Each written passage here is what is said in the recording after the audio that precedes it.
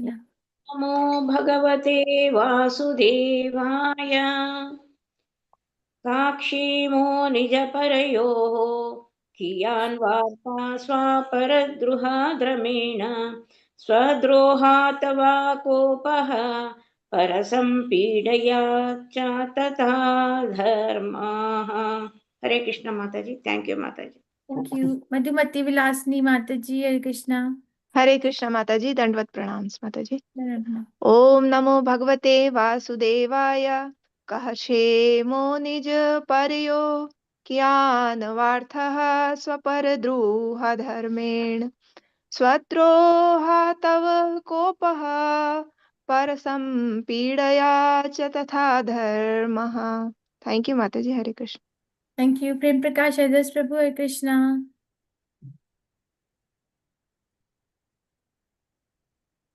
Prem Prakash Adas Prabhu, Hare Krishna. हरे कृष्ण माताजी, दंडवत प्रणाम माताजी। Dhanavad.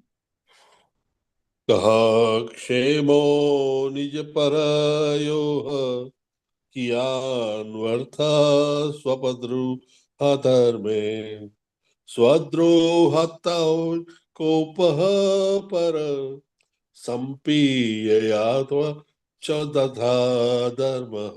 हरे कृष्ण माताजी। थैंक यू Thank माताजी। you. Uma Kulkarni Mataji, Hare Krishna. हरे कृष्ण माताजी। ओम नमो भगवते वासुदेवाय कक्षेम निजयो परयोः कियान् वार्ता सपरद्रुहा धर्मेण स्वद्रोहात् तव कोपः परसंपीडया च तथा धर्मः। हरे कृष्ण माताजी। Thank you, Krishna. Kaha what? Kshemaha benefit.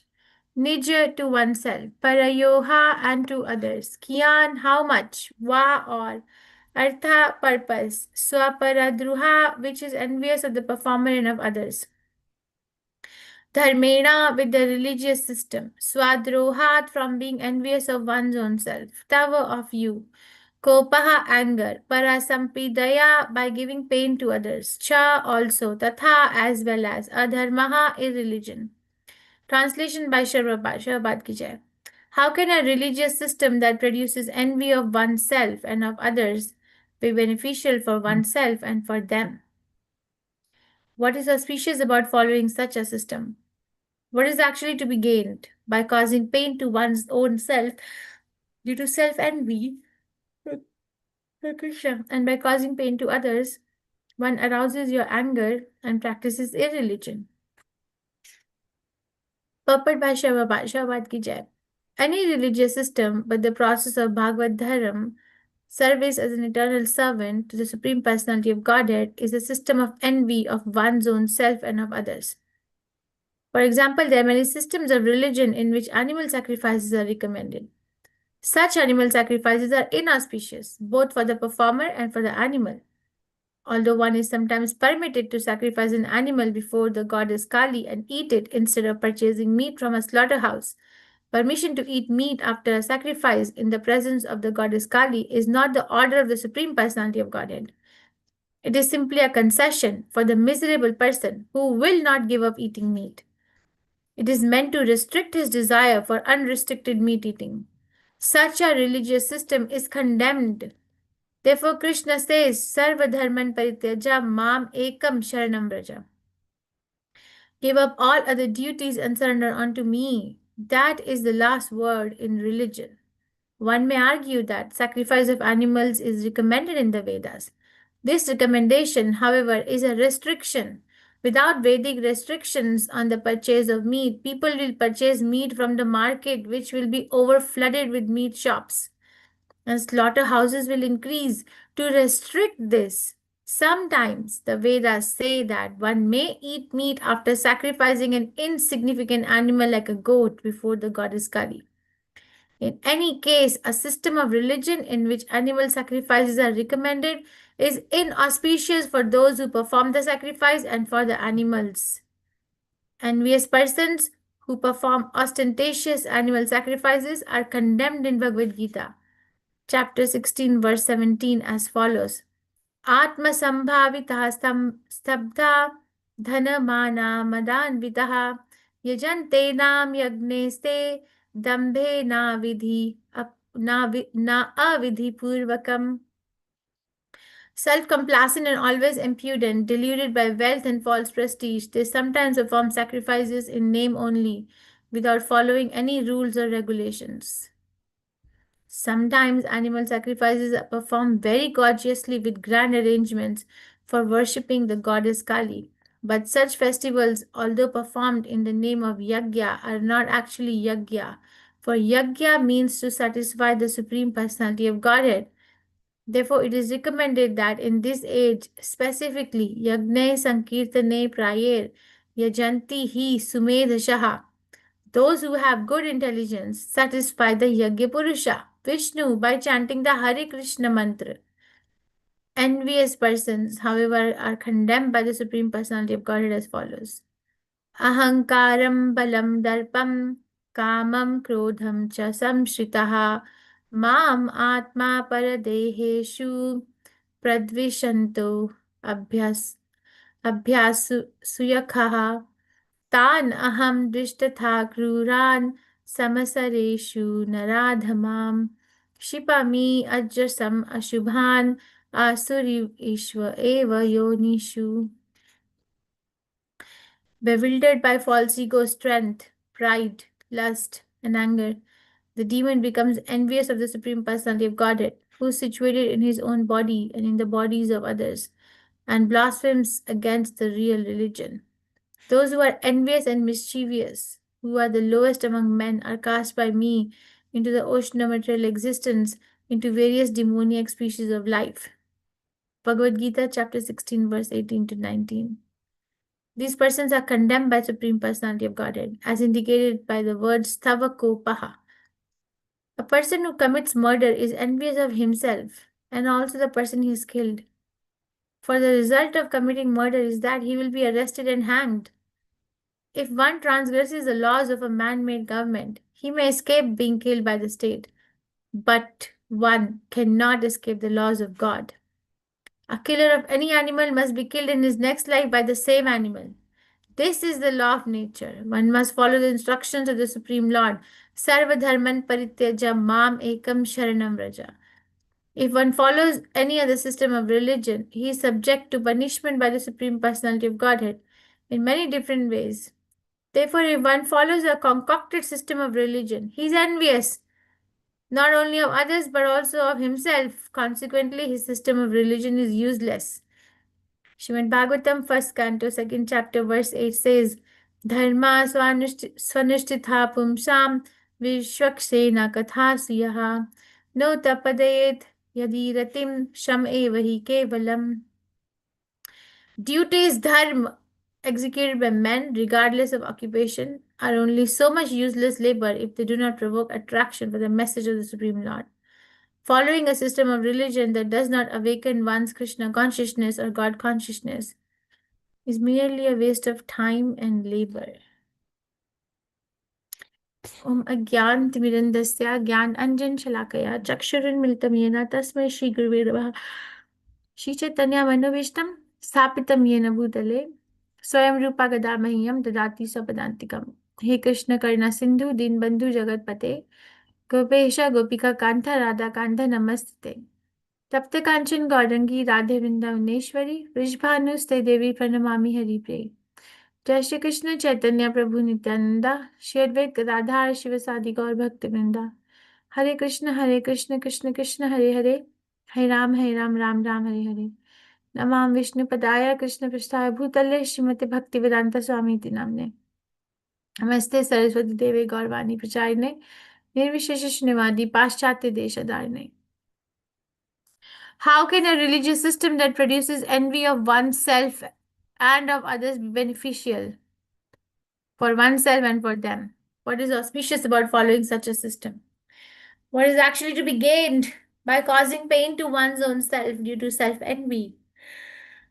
And by causing pain to others, one arouses your anger and practices irreligion.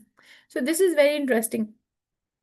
We are reading from Srimad Bhagavatam, 6th canto, which is called as the prescribed duties for the mankind. Chapter 16, which is called as King Chitraketu meets the Supreme Lord. Supreme Lord. King Chitraketu meets the Supreme Lord. And yesterday we studied that how Chitraketu was glorifying the Bhagavad Dharma, that Bhagavad Dharma is the only bona fide process of achieving self-realization or realization of Bhagwan, because any other dharma which is focused on dividing us into different kinds of sectarian belief system without invoking the love of the Supreme Personality of Godhead are cheating religions.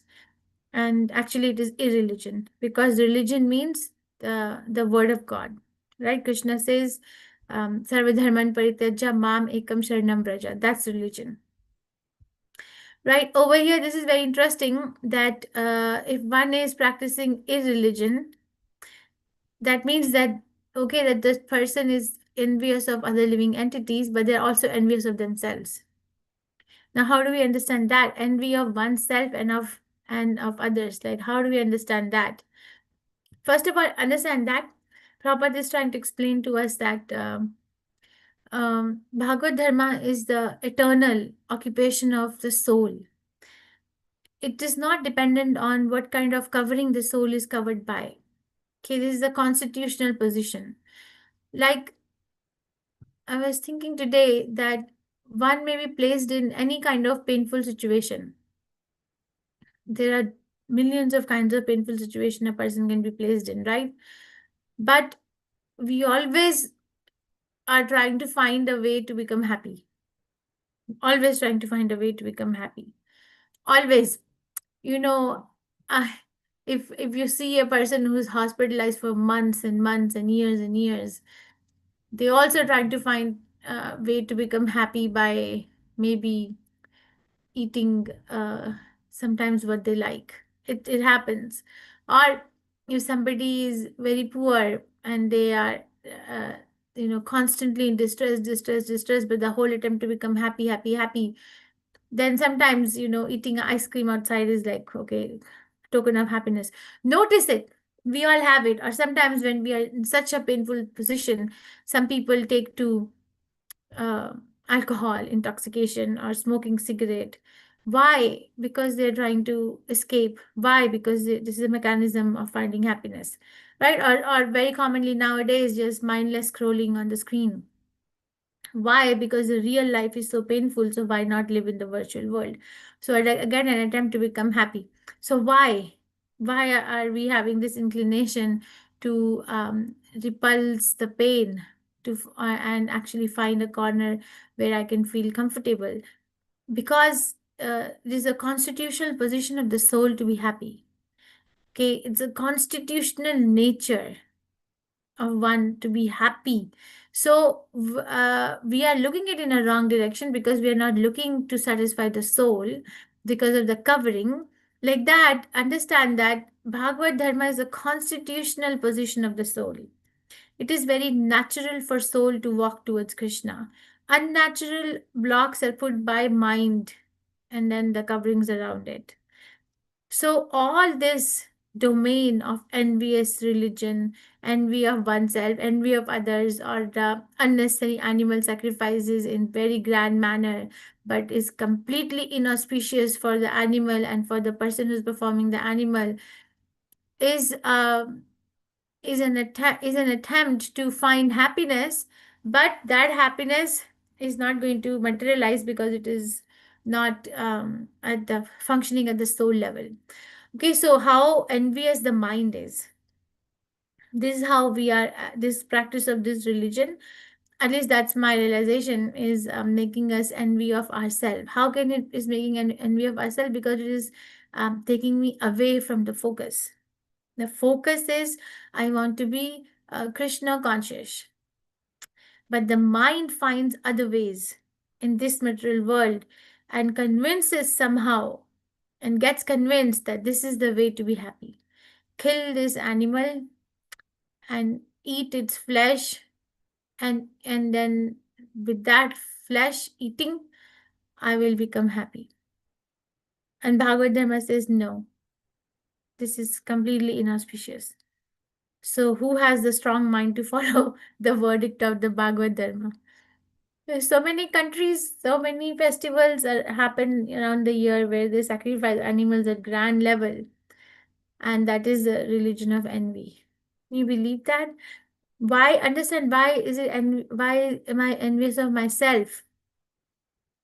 I want to be happy, but the mind doesn't like to be happy in Krishna conscious manner. It wants to be happy in a non-Krishna conscious manner. So that's an element of envy. Why only Krishna? I should find my own way how I'm going to be happy without Krishna. Okay, so and animal sacrifices are not recommended for the age of Kali because it is not going to be auspicious for the animal or for the person who is sacrificing. Yes, there were recommendations for the animal sacrifices at a particular time in the Vedas because it was supposed to be auspicious for the animal and the performer who performs it. Not anymore. Our life is not pure. We're not leading a pure life with pure consciousness where we can actually recite these pure Vedic mantras and then be empowered to give this animal a human form of life immediately. You know, there was a wedding in Gita Nagari in October, and the Pujari who was performing the wedding, he said that in the bygone ages, the pure pujaris, devotees of Krishna, would ignite the fire in the yajna just by chanting the mantras. What to do? I'm so impure. My practice is not so perfect that I have to use a matchstick. I was really touched by his statement that you see that we know that our practice, our life is not pure, our chanting is not pure. So, how can we safeguard ourselves? You know, I was listening to Prabhupada, he was saying Hong Kong flu vaccine. He said, if there is an epidemic or a pandemic, then the vaccine is supposed to give protection. And he said that there is this Hong Kong flu, and he said he was asked to take the vaccine so he does not get the Hong Kong flu. So he said, okay, give me the vaccine. So he took the vaccine, and then he was saying, so fortunately, we did not get the Hong Kong flu. Like that, we take the vaccine of chanting Hare Krishna Mahamantra, so we are not affected by the pandemic of the influence of age of Kali. This is Acharya explaining. We don't need to get affected because we take this vaccine. There is a bhajan also like that. Hari Nam Aushadhi. I don't recall if anyone knows that Kirtan, that bhajan. I used to know this. I couldn't recall. I think it's Bhakti Vinod Thakur Prabhupada's. Like this is like the It's a Chaitanya Jeev Mahaprabhu. Jago, Mataji. Jeev Jago in the last two lines.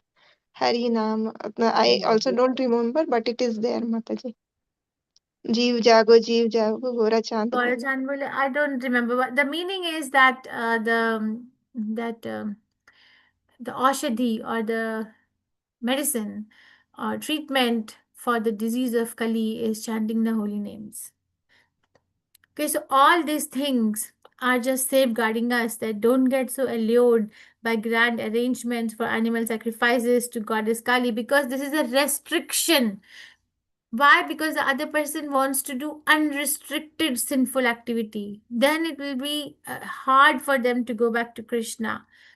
Because the life will continue like, okay, I've killed this animal, now I have to take birth so that the animal will kill me and I kill that animal. So it'll like continue, continue, continue, continue, continue. Because we cannot see that future, we find those arrangements gorgeous. You come to America, you go to these restaurants, you cannot eat anything. Telling you. But then the people are devouring. Um, and they're like all meat dishes. I went to India. I was like so nice because you don't need to use meat. Hundreds of places to eat in Vrindavan.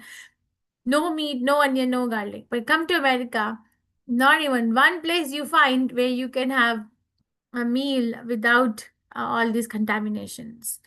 So what a contrast, what a contrast because we are envious of ourselves because we do not want to follow the Vedic verdicts because we are very convinced with our covering that I am this, I am that, I am this, so why should I follow this or that? But that's not the reality. The reality is that Bhagavad Dharma is the religion of the soul. The soul wants to go to Krishna. Prabhupada said the proof is that he was saying it was going to be the 57th Conference of United Nations in that lecture. And Prabhupada was saying that for the 56 conferences, they have not been able to achieve United Nations. They've not been able to unite anyone. In fact, we see that there are more number of flags than they were when they started the movement, the organization. So what will they do in the 57th conference that they'll be united? So if we go on conducting the organizations or meetings on the basis of bodily concept of life, no one will be united. He was so sure. He said, we have started ISKCON hardly 3 years ago. You see United Nations, what you want to accomplish, you see here. All these people from all over the world are united because of chanting the holy names of Krishna. That is real unity in diversity. That is a real unity. And it is so heartwarming to see devotees taking up Krishna consciousness and in the outside world. And actually, they're very innocent. They want to take up, they want to chant Hare Krishna, they want to read Prabhupada books, and they are like hankering for that kind of a knowledge. So we must not become envious of ourselves and other living entities so that we can be of some service, to ourselves and to others. Otherwise, such a person lives in vain only, right? Do we want to live our life in vain? Really, like when I'm like at this point in my life, I want to look back and see that I lived all these years in vain because I did not make a decision to become Krishna conscious. Like, really, is that what we want to do?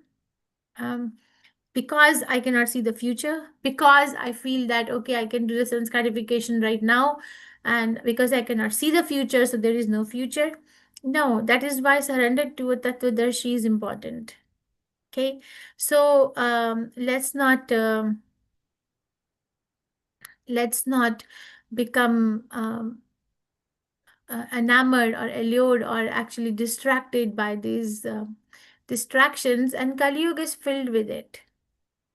Okay, everywhere we go, it is filled with it. There are some festivals where they offer meat, right? They offer meat. Meat is one of the important dishes, right? I've heard in Bengal there is a festival where this thing is offered, or in East India, it is there. This is one of the delicacies of that particular festival. I'm not against the festival, but I'm against, according to what Bhagavad Dharma is teaching, is that do something which will elevate us. Krishna says in Bhagavad Gita that one must elevate oneself with the use of the mind and not degrade.